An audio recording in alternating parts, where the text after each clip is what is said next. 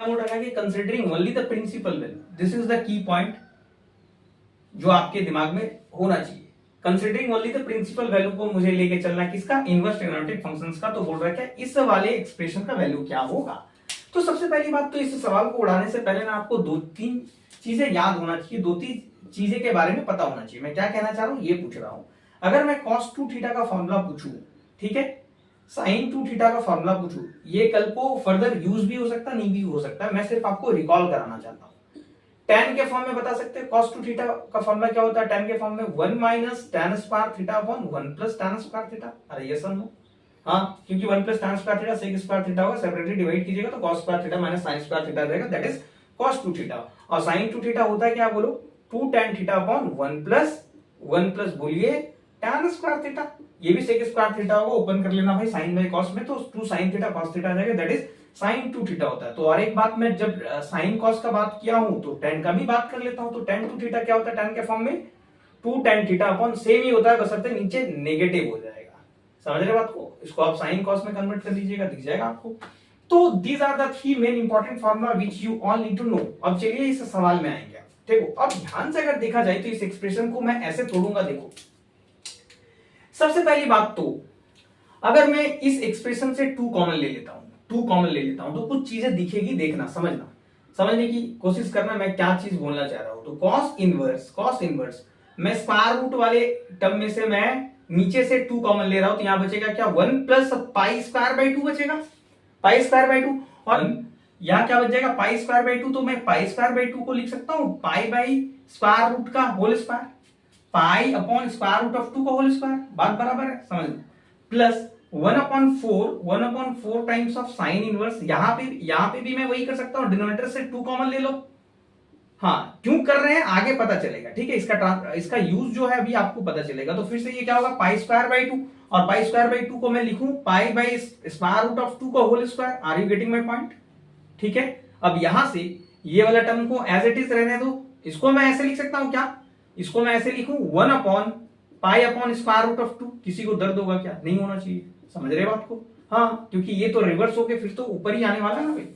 अब मैं यहां पर मैं एक चीज दिखाना चाहता हूं आपको, क्या मैं यहां से स्क्वायर रूट ऑफ 2 को और 2 से कैंसिल करेंगे तो नीचे आ जाएगा स्क्वायर रूट ऑफ 2। अब यहां पर बहुत बोलेगा सर आप पागल हो गए क्या, आप ये 2 से 2 क्यों नहीं कैंसिल किए। देखिए तो पाई बाई स्क्वायर रूट जो दिख रहा है सब में कॉमन है क्या, उसी के टर्म में मैंने लिखा है। इसको अपन ने अगर tan थीटा लिखूं तो किसी को दर्द होगा क्या। लेट सपोज दैट अपन ने क्या कर रखा है कि पाई बाई क्या कर रखा है यहां पर, लेट पाई बाई रूट 2 को अपन ने tan थीटा लिखा, समझ, देखना क्या होगा चीजें, यहां से 2 से 2 कैंसिल होगा, समझिएगा।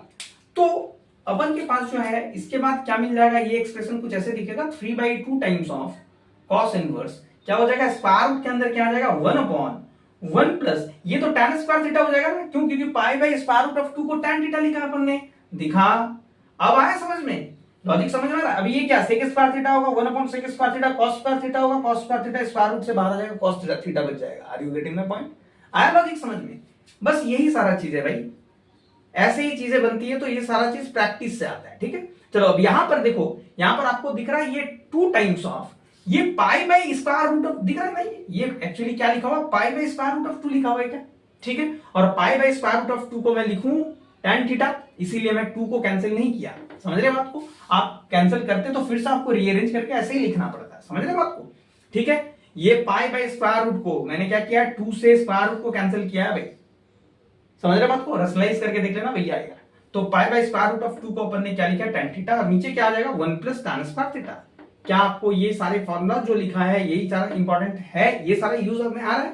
और ये एक्चुअली क्या लिखा हुआ है, tan इनवर्स 1 अपॉन ये तो मेरा tan थीटा है, 1 अपॉन tan थीटा। अरे ये सुन बोल मेरे भाई।